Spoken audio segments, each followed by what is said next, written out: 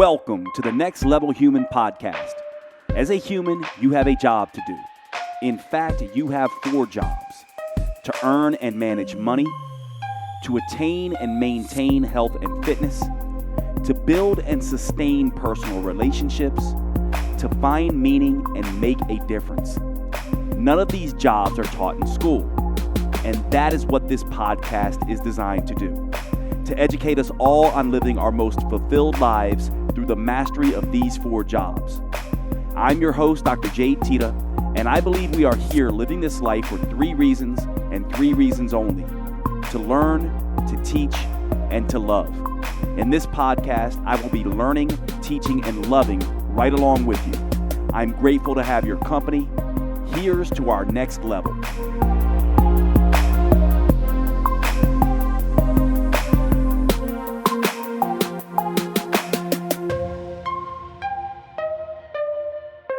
Welcome to the podcast, everyone. It's Dr. Jade Tita. Today, we are going to be talking mindset stuff and some of the next level human work that I do.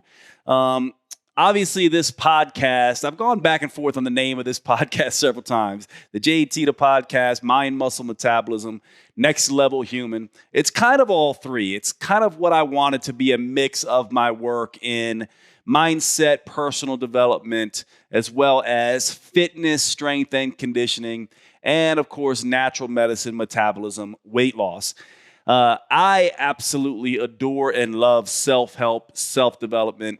I minored in psychology, and I feel like I really kind of majored in psychology my whole life after I went through my first breakup at 18 years old. This is something that a lot of people don't know about me. I oftentimes laugh with my friends and family because I say, it's interesting that I'm known as the metabolism guy, because if you really asked me what I thought my greatest area of expertise is, and of course my greatest interest, it really is in personal development and the realm of self-help and bettering ourselves as a human. And so over the last several years, I've really put a lot of emphasis into that work. Now, of course, personal development is very similar and obviously, inextricably linked to physical development.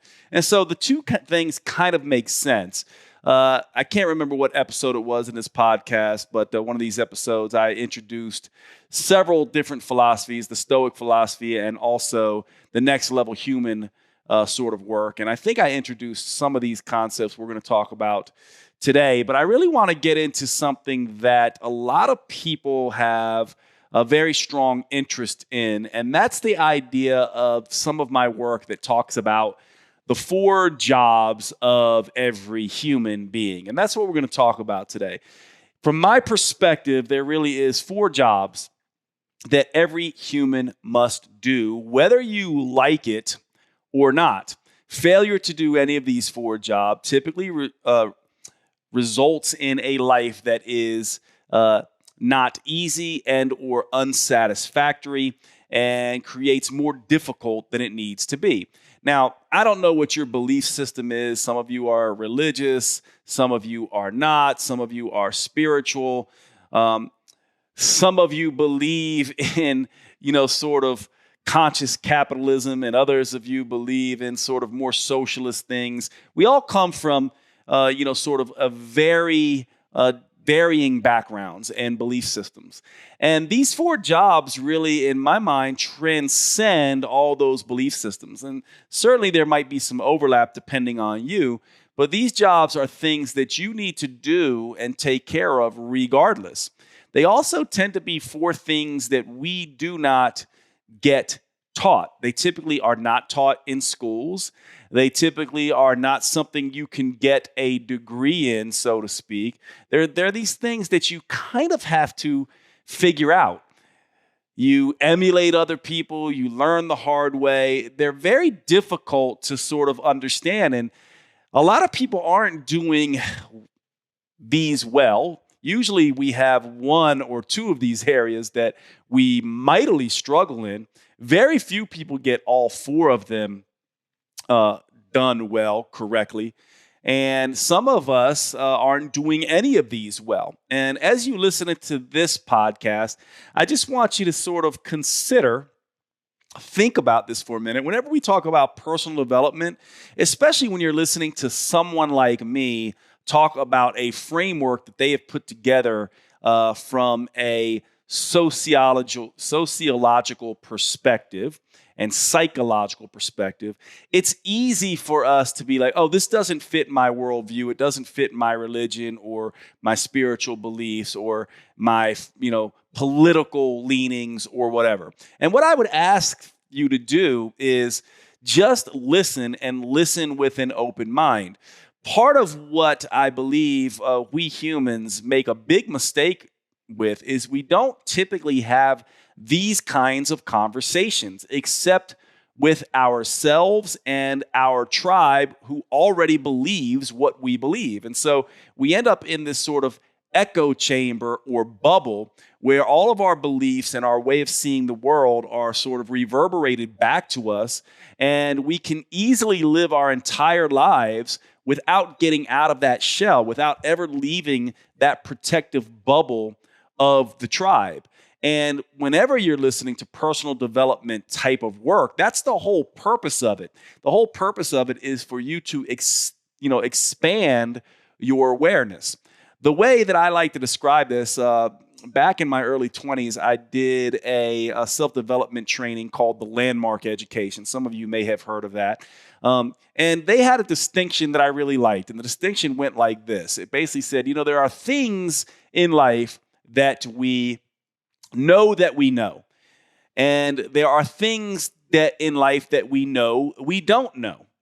And then there are all the things that we don't know we don't know. And most of knowledge, 99.99% of knowledge, is in the area of the things we don't know we don't know. Let me make that a little bit more tangible for you because I know it can be a little bit confusing. What do I mean by there are things you know that you know? Well, you know that you know how to drive a car. I can go get in my car right now and I know I can drive myself from point A to point B. I know how to use the steering wheel, the gas, the brakes, the turn signals, etc. I know that I know how to drive a car.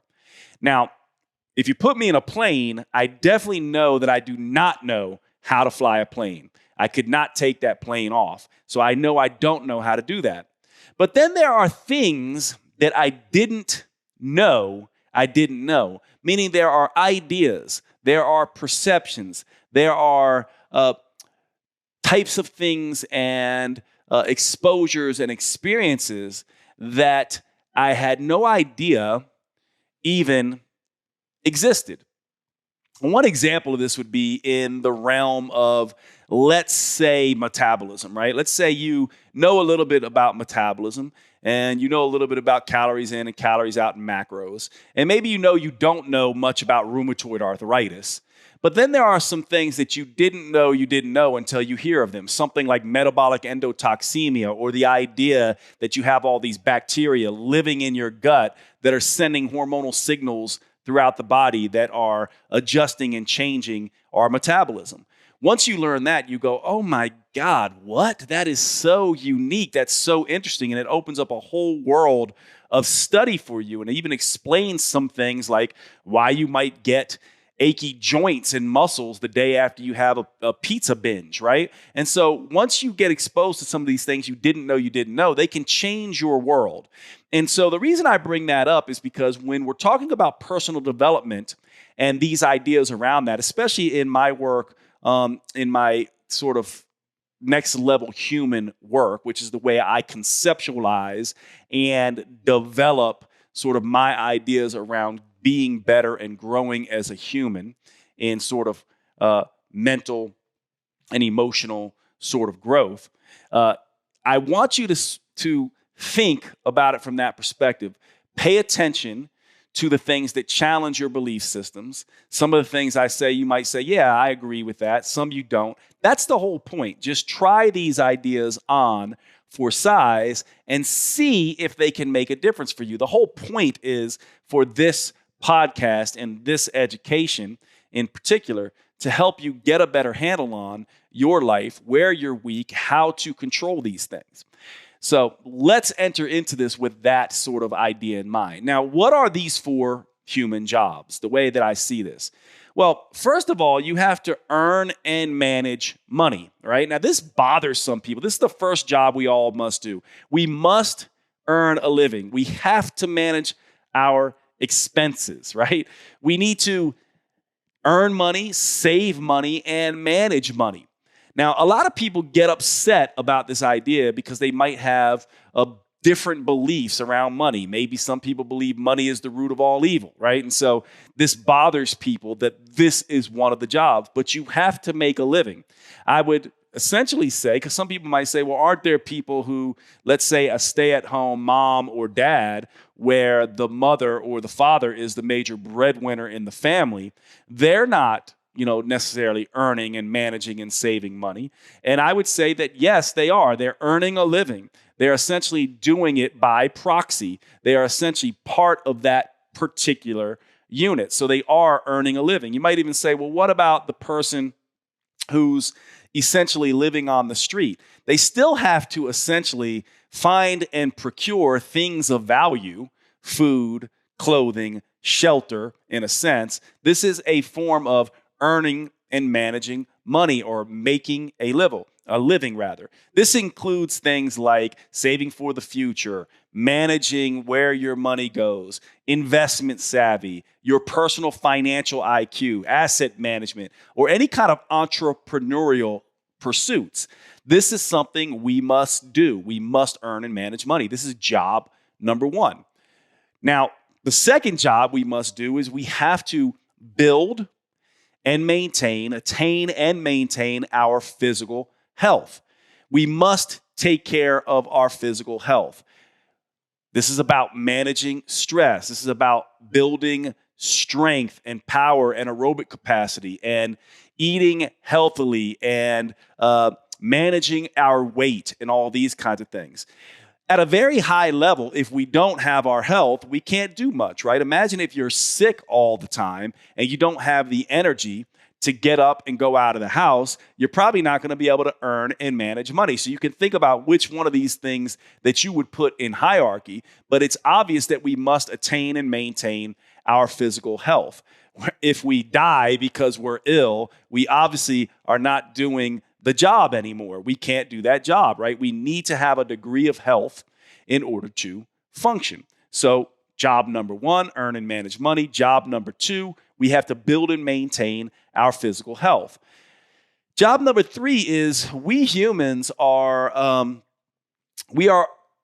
community-based organisms. We have to find and cultivate personal relationships. We have to give and receive love. We cannot basically survive on our own. Humans are not islands unto themselves. We are essentially pack animals. So we have to connect and communicate. We have to collaborate and contribute. We have to contribute to others and grow them and teach them, and we must learn and grow from them.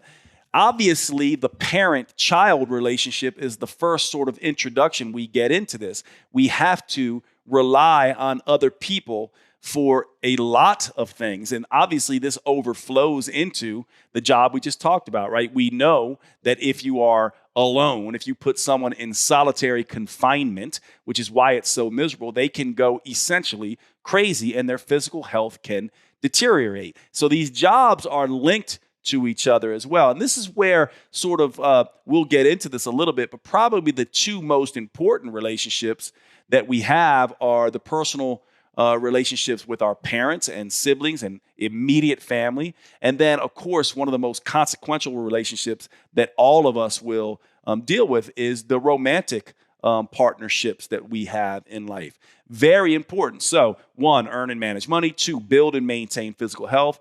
3, give and receive love. And then the 4th job is sort of what I would call the transcendent job. It's the job about creating purpose and meaning and making a difference in life. This is a job we must do. This is essentially about taking your signature strengths and using them for good in the world in a way that you are uniquely suited to do to contribute to the world, to make a difference, to decide how you're going to make meaning and generate purpose out of life, right? This is about really about becoming the next level human. It's about living a purpose-driven life. It's about making the world better in only the way that you can. It's about learning, teaching, and loving. This is the idea here. And I want to get into each of these jobs, but before I do, let me interrupt the show just for a few minutes because I want to tell you about one of our sponsors, Evolve Telemed. One of the questions I get all of the time, one of the services that you are asking me for constantly is hormone replacement therapy. Women going through menopause, women going through perimenopause, women in postmenopause, women under stressful situations who are dealing with low sex hormone levels, estrogen and progesterone, are constantly asking me about progesterone therapy or estrogen and progesterone therapy. And men, same thing, constantly asking me about testosterone replacement therapy. Plenty of you, many of you, always asking, Jade, can you prescribe me hormones? I need testosterone if you're a man, or I need estrogen and progesterone or testosterone if you're a woman. And I always have to say that I am no longer seeing patients in this way because my educational duties are keeping me so busy. And this is where Evolve Telemed comes in. I have been looking for a company that does bioidentical hormone replacement therapy, and that is critically important. If you're going to be doing HRT or TRT, HRT being hormone replacement therapy for women, TRT being testosterone replacement therapy for men, if you are going to do these therapies, you want the bioidentical hormones. You want the hormones that your body makes naturally, that your body can recognize, that is no different from the hormones your body would make if you were making adequate levels. Bioidentical hormone replacement therapy does just this. And Evolve Telemed is a company that I am now using for my own testosterone replacement needs and have been super impressed with the way that they have structured their business model. And so I am now bringing this service to you through my partnership with Evolve Telemed. Essentially, the way this works is you go online, you make an appointment with Evolve. Evolve gets a doctor with you on a Zoom call. They go through your whole case. They go through your blood labs. They then prescribe your hormones directly to you, and you can get those hormones wherever you are. You do not have to go to a clinic near you. All you need is to have an internet access point, and you can meet with an expert in bioidentical hormone replacement therapy and get those prescriptions. Now you can see why this is so powerful, can't you? Because this is something that so many of us need and can benefit from for our aging needs, our sexual health needs. These things have profound impact on mood, hair, skin, erections, libido, you name it. These things do everything for our metabolic health and vitality. So I am incredibly excited to bring Evolve Telemed to you. Now, the link that you go to is drjade.com/hormones. drjade.com/hormones. This will bring you to the Evolve Telemed portal. If you use the code Next Level, you will get a discount on checkout for your first patient visit. I'm very excited to be able to bring this to you, and I hope you will use Evolve Telemed. I know you're going to find it extremely powerful to move your hormone needs over to them. Check them out, Evolve Telemed. Use the link drjade.com/hormones. drjade.com/hormones for Evolve Telemed. And let's get back to the show. I want to walk you through what I do with a lot of people when I work with them in a coaching format, in terms of I do a lot of business coaching with high-end sort of CEOs and top-level executives and athletes and things like that. A lot of mindset and personal development coaching. And one of the first things that I do when I'm working with someone as a coach, even if I'm just simply working on their health and fitness goals, is I want to triage and sort of measure how well they're doing these 4 jobs. And so I want to do this with you now and give you an idea of how this works. So on a scale from 1 to 10, 10 being like you really feel like you have this particular job nailed, you're doing it perfectly. Or 1, you're not doing it well at all. So for example, managing and earning and saving money, you would be, if you're at a level 10, you have no money worries whatsoever. You got savings in the bank. You have, entrepreneurial pursuits down, investments, assets everywhere. You're earning well, you're saving well, you're managing well. You have plenty of money. Money's no worry at all. Versus that would be a 10. Versus a 1, you're essentially living on the street or close to living paycheck to paycheck. If one thing wrong happens, you are essentially on the street or not able to pay rent, etc. So where are you in this? And the way I like to do this with money is just think about it a third, and a third, right? How well are you earning? How well are you managing? And how well are you saving your money? And just give yourself a rank on this, 1 to 10. Where are you? And I will do myself and try to be as honest as I can here so you can get a sense of this. I have been lucky in the last 10, 15 years, and I earn very, very well. In the top, all of us probably in the Western world are in the top 1% in the world, but I am making very close to what I've always dreamed about making. Now, that is great. So a third of that, I'm great. I'm already up at a 3 or 4 just from that. But what about saving and managing? Well, I haven't been a good saver throughout most of my life, and I've also used a lot of my money to build businesses to get me to the earning capacity I currently am, and I'm still making up for some of that debt. So I would say saving money is not my strong suit, and managing, I'm getting better and better at that every day as I'm trying to educate and increase my financial IQ. So I would say in the financial realm, I'm definitely above average. So I would probably say I'm about 6 or 7, but maybe not at the place that a lot of people might think I am. I'll say I'm at a 6. Now, for physical health and fitness and that kind of thing, I also kind of break this down into, okay, how are you doing 1 to 10 with your weight management? How are you doing 1 to 10 sort of with your fitness? And how are you doing 1 to 10 with sort of your health parameters? So for example, if you're 30 pounds overweight, you couldn't run a mile if someone told you they'd give you $1 million to do it. And your cholesterol levels and blood sugars and all that kind of stuff, you're dealing with some kind of disease like diabetes or autoimmunity or something like that, right? Then you'd be like maybe at a 1. A 10 would be you are working out every day. You can do 40 push-ups, no problem. You can run a mile in under 10 minutes. You can, do all the physical fitness-oriented things. You have a 6-pack.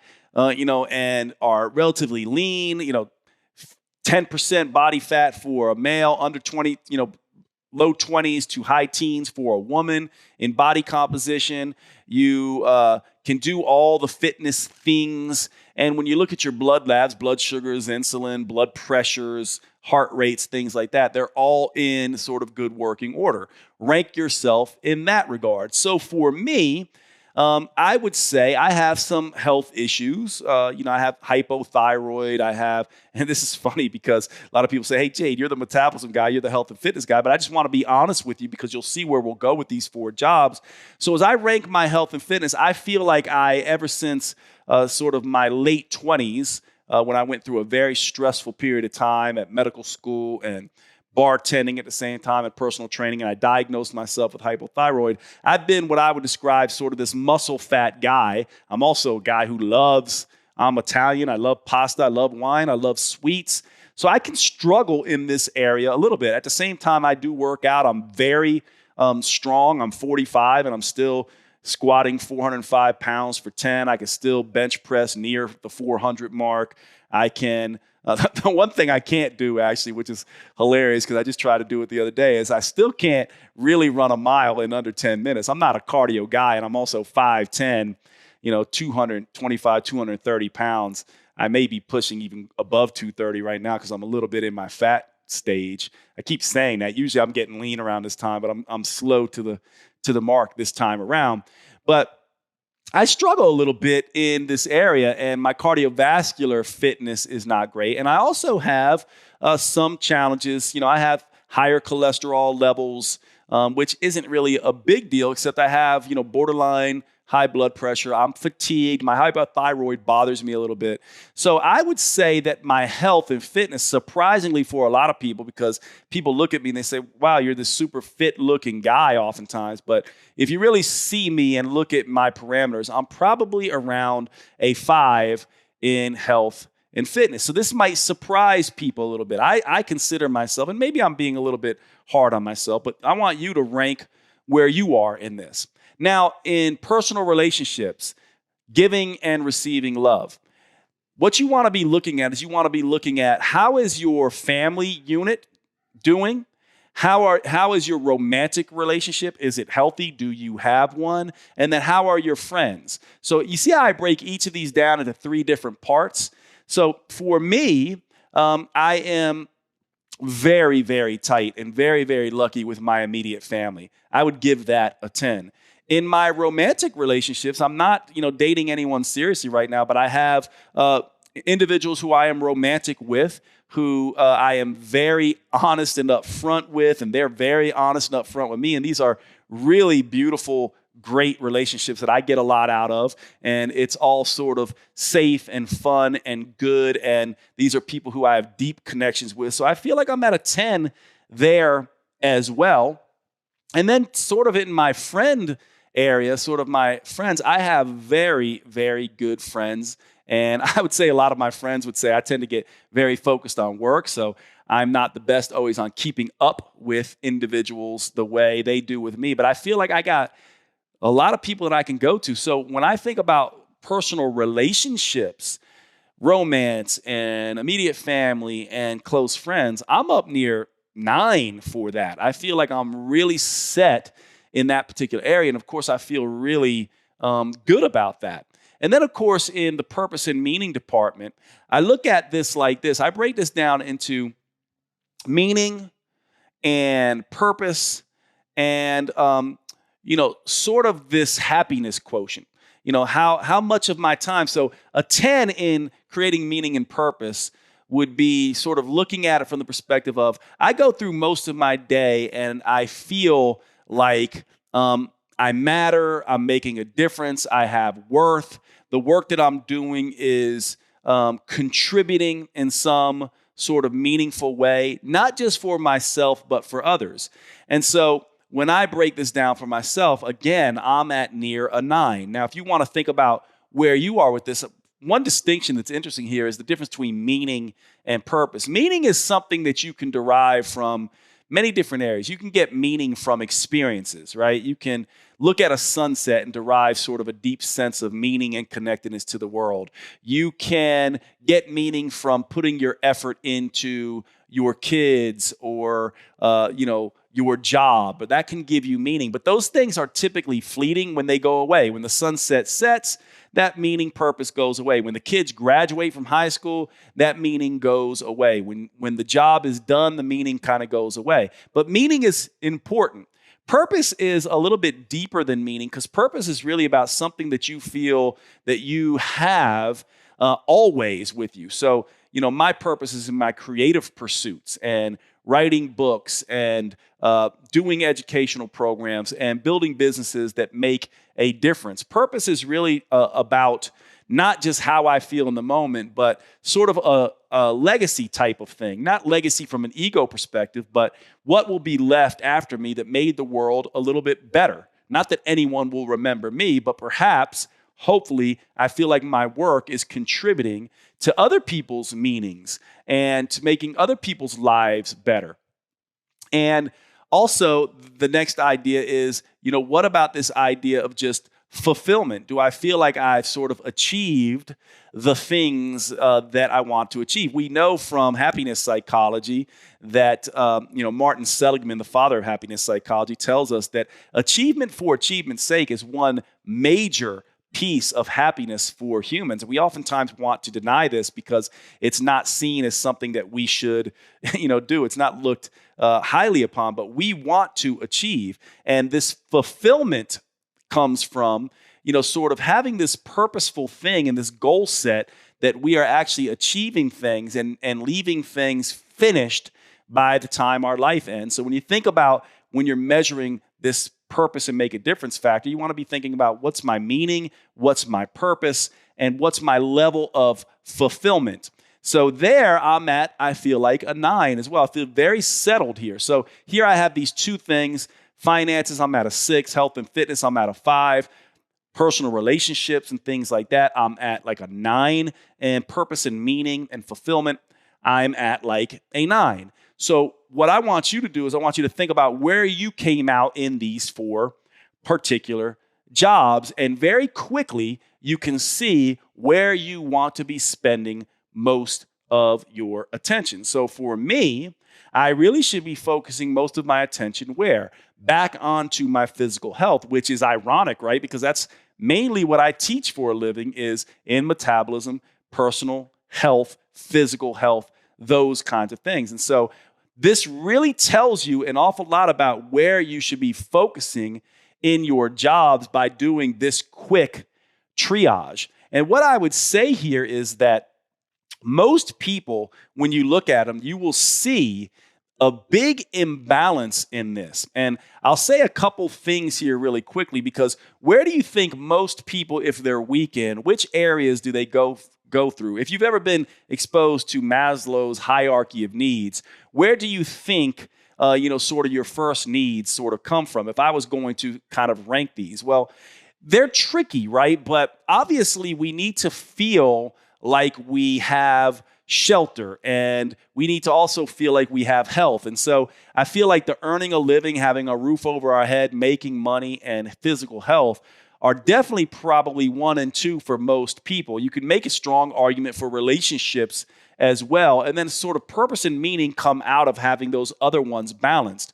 But one of the things that I've found happens with many people is that they will neglect one or more of these jobs for another one of these jobs. The classic example here is someone who is constantly looking for and focused on romantic relationships at the expense of their money maybe and their physical health. Or another one might be the classic businessman who's overworked, makes great money, but's also fat and divorced. This is the kind of thing that we humans get ourselves into. And so the whole point of this particular podcast is to draw your attention into each of these areas. Now I want to, there's nothing that's really going to come out of this today. Some of my work goes through, and some of the books that I have written and will write in this area will go through exactly what to do here. But the take homes here to do is to first look at the things that you are weak in, the areas that you are weak in, and begin to fix those areas. So for example, for me, what I may want to do is take an investing course or read up on books about saving and finance and the millionaire mindset and all these kinds of things. I'm earning well, but if I'm just buying fancy cars and traveling all over the place and burning through that income, am I really being strong in that area? So there are ways to educate myself in these jobs. This is the point. This is the point about opening up your mind and saying, I know that I need to transcend some of my family inherited money mindsets, and or I need to stop doing certain things like buying cars and spending all this, money out. I tend to like to be very generous with friends and family, and oftentimes I can blow through money that way. That's part of why I have such cultivated great relationships and have a good sense of purpose and meaning, but I might need to balance that. So what you want to do is you want to be thinking about, where do I begin to focus my attention? For example, if I'm already strong in relationships and I'm already a 9 there, I don't want to start neglecting those to get it weak, but I may want to start putting more emphasis and energy into the earning money and building my physical health point of view. And this is why this is so important, because what I have come to see is that almost all individuals who are struggling in life are struggling in one of these four areas, and they're not even aware of it until a moment just like now. All of a sudden, you hear this podcast, which is the reason I wanted to do this, and you go, I didn't know that I didn't know that. I was not even aware of these four sort of areas, and then I am falling down in one of them. And all I need to do now is, once I've sort of seen where my weak areas are, then I can begin to educate myself, take courses, read books, start to focus my attention in those weak areas and make them strong. We need to have all four of these jobs balanced. I would say we need to have all of them at a 5 or above for us to really feel like we've got control over our lives. This is why this is so important. And this is why some of the coursework and books and mentorships and exposures to things, travel and all these things can help with this. But of course, if you're someone that has no money or traveling makes you eat worse, like someone like me, let's say, if I didn't have the money to travel and every time I traveled, I just got fatter and sicker, that might not be a good idea. So you want to look at ways to bolster these four areas. I think it's very important. The one thing I want to say here around purpose and meaning, because it's the one that trips up people the most, is this idea of people say, well, Jade, how did you get so good in that area? Is it simply because you're a creator and you put out creative works and that's what does it? Well, I'll tell you what it was. When I went through my sort of deepest sort of troubling time in life, my sort of rock bottom sort of midlife crisis, which I now call a midlife awakening. I was married. I'm still incredibly close with my ex-wife. We're still very close friends, but I was disappointed, embarrassed, kind of disgusted with myself after what went down. I had an affair. I was being a person that I did not respect, or I was a coward. And that when you wake up in a sense and see your deep pain and your suffering, mine looked like that. Other people's deep pain and suffering will be their illnesses or financial ruin or reputational ruin. Any of these kinds of things, we all through life will have pain and suffering. And the idea to generate purpose and meaning is that, from my perspective, pain is the path to meaning and fulfillment. In other words, that's the area that teaches you the lessons that you then can go out and teach others and make sure they don't make the same mistakes. That's where the purpose and meaning comes from. When you can take your signature strengths, your unique experience and lessons, and pass them on in a way to bolster and help others, that's where you generate that kind of fulfillment and meaning and purpose in life. That's what worked well for me. So I'm going to stop rambling on here, but I wanted to give you an introduction into the 4 human jobs, help you understand how to triage these and rank them for yourself so you can begin to be aware of these things and then begin to think about, okay, how do I now go about bolstering these 4 jobs, and what are the ramifications to this? And is this why certain things are working? And I've had these, continually repeating, frustrating patterns in life, is because I'm not doing very good in the realm of cultivating personal relationships, especially in the romantic realm, or I don't have a good relationship with my immediate family. And by the way, if you don't have an immediate family anymore, or you don't have a good relationship with your immediate family, this is also about building a tribe that can be your immediate family. Maybe you meet someone and get married and their family becomes yours, and that becomes your new immediate family. Maybe it's really about creating a unconventional family of, friends who become best friends and almost like brothers and sisters, or a mentor, or, parent figure. All of these kinds of things are things that I want you thinking about. But hopefully you can start seeing through these patterns and seeing how you can bolster yourself and get better. So I'm going to end the podcast here. I hope this was interesting for you to just get an introduction into the way I sort of look at these 4 human jobs. And one interesting thing about this before I go that's interesting, if you look at, I'm, obviously an internet entrepreneur and do a lot in the internet space.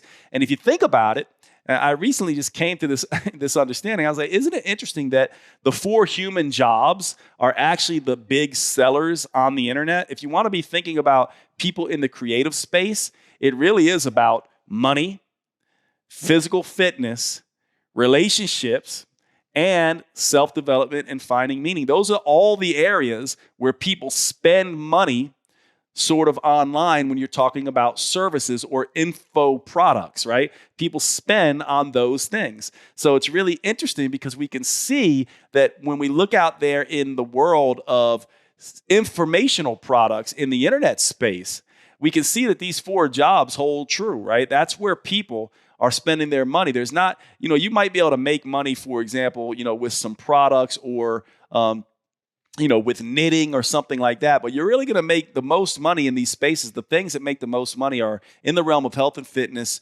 teaching people how to make money, teaching people how to find romance and sort of fix relationships, and teaching people how to find happiness and meaning and sort of personal success. So I just wanted to point that out. I find that interesting. So hopefully this is useful for you to give you a little bit of insight into the mindset part of this podcast. And I will see you at the next podcast.